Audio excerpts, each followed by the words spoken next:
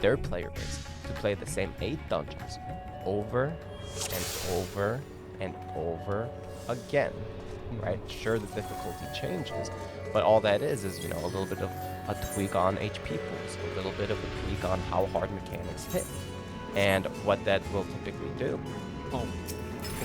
is result in situations where people are having to use these super like sweaty min-max strats and like cheeses in the game to be able to clear the content at the higher difficulties. It is not new content that you have to solve. It is content that you've already solved that you're now trying to explore.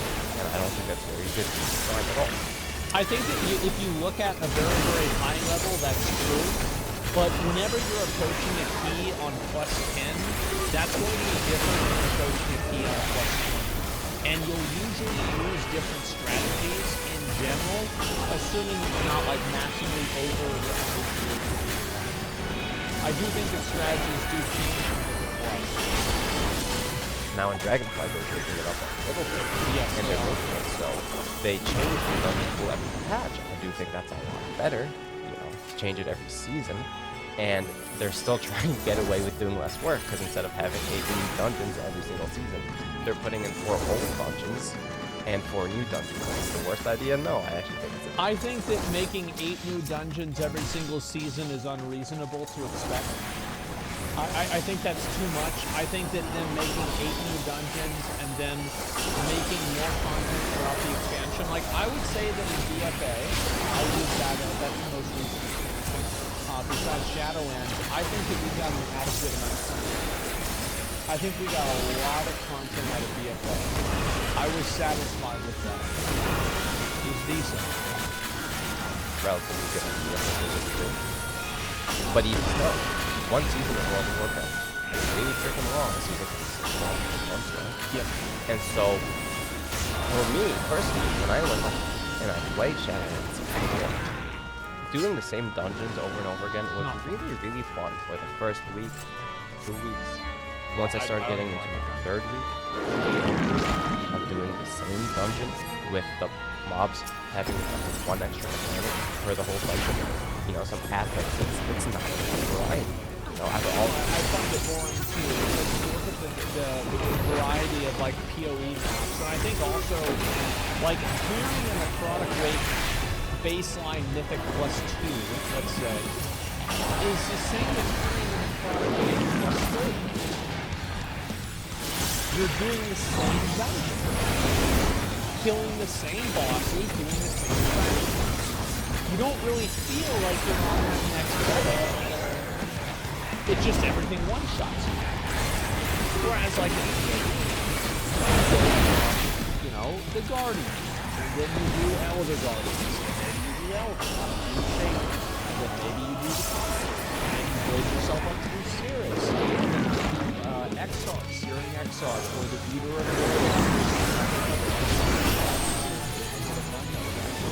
And so you are moving forward and making progress throughout the game. I think Lost Ark does this very well too. That you work through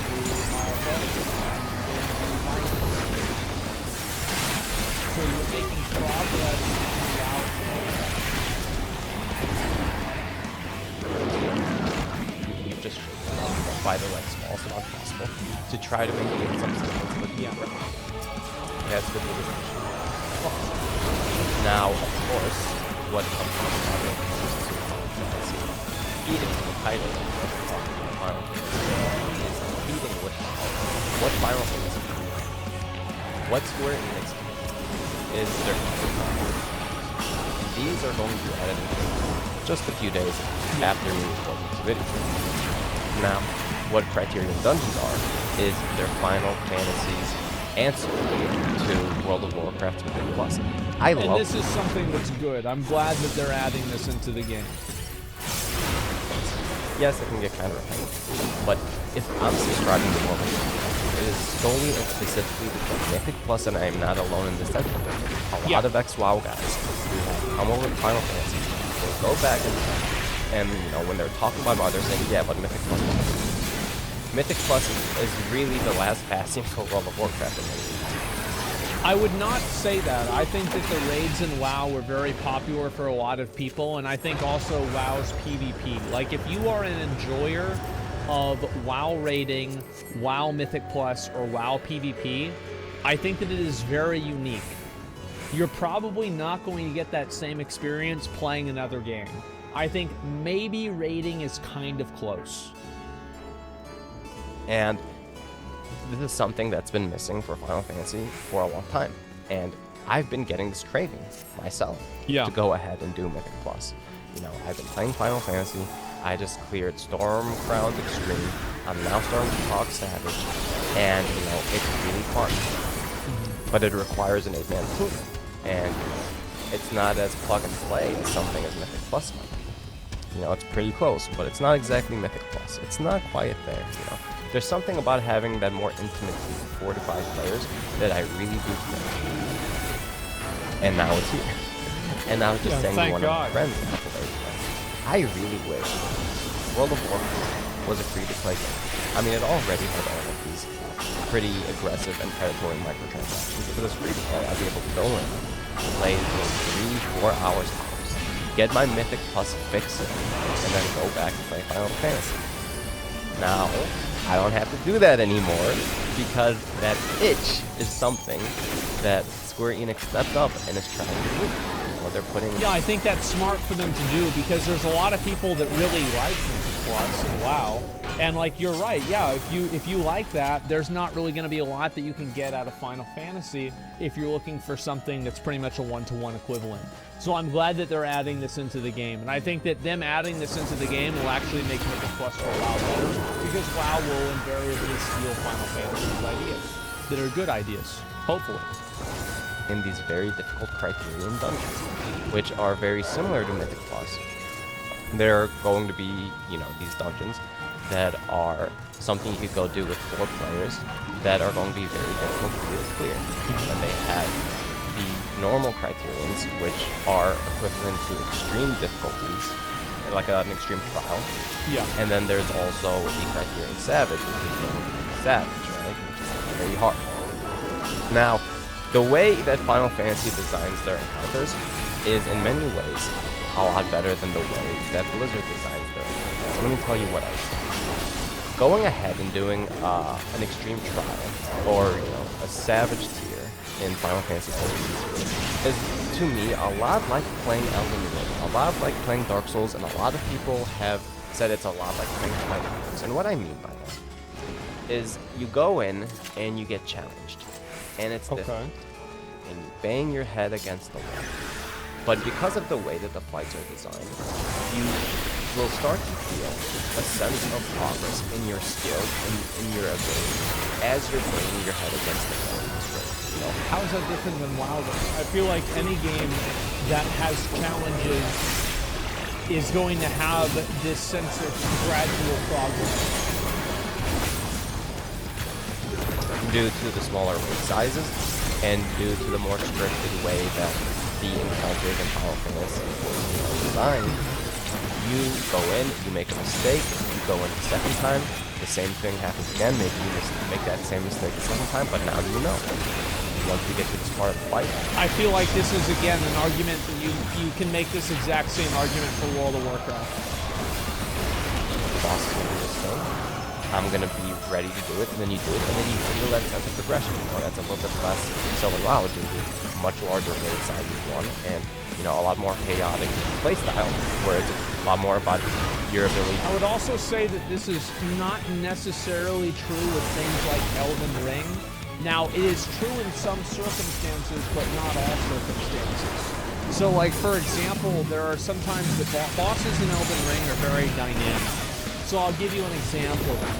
Malenia in Elden Ring is programmed to do a first waterfowl dance, somewhere around 70% health. However, then after that is a random timer that probably has a minimum duration of about 20 seconds.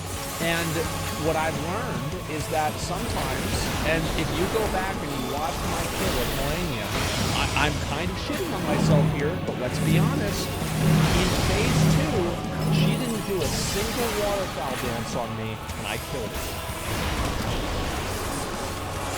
so, there are very dynamic gameplay things that happen in Elden Ring as well. And if you've played a number of these other games, I think Sekiro is probably the best example, you'd know that that's also the case. And there are just some abilities that are harder to avoid than other ones. Be super reactive in the moment. Yeah. So you create a situation where, like similar to Dark Souls, you go in, the boss is more or less going to do the same thing every time, but it's going to be very, very difficult for you to pull off, right? I think that you can make that argument that the boss will do the same thing every time. For Dark Souls 1, 2, and probably most of 3, minus like 5 bosses. Maybe 5, maybe less. But I think that you can't make that argument with Sekiro, and you can't make that argument with Elden Ring. Or at least you can't make as strong an argument. Like, he's right, generally, but not all the time. So you go and you bang your head against the boss, you bang your head against the boss, you bang your head against the boss. And so they're extending the gameplay and the game time of the people, not really scaling it. You're doing the same thing over and over again. You're doing the same one thing, but it's taking you much, much longer to be able to actually complete that one thing. So when you do actually finish it, that huge sense of accomplishment. And it's not making it so you're repeating the same concept. You're doing the one piece of content, and you're really mastering it in a way that is not exploitative or that tries to choose mechanics. It's just you haven't get good enough to do the mechanics. And I don't think that this is true.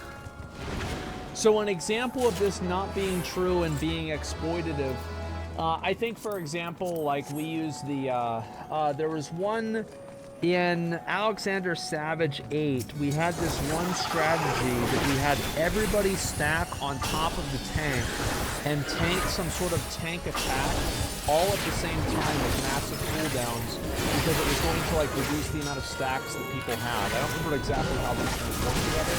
So I think that in Final Fantasy there are many instances of people being able to effectively exploit in order to achieve something. Now Alexander 8 is all content, you're right about that. And so are there any instances of this in the new content? I don't really know, but I feel like in any game you are going to have, there's always going to be a game whenever you have different classes. There will be a game, or sorry, a class that will have an advantage that another class does not have. It doesn't matter what it is, it will always be a little bit better or a little bit more useful. The problem is whenever it becomes too much better or too much worse. it doesn't seem like Square Enix wants to put a whole ton of replayability into Criterion Dungeons, and that's good. Because any time you do the same thing for too long, you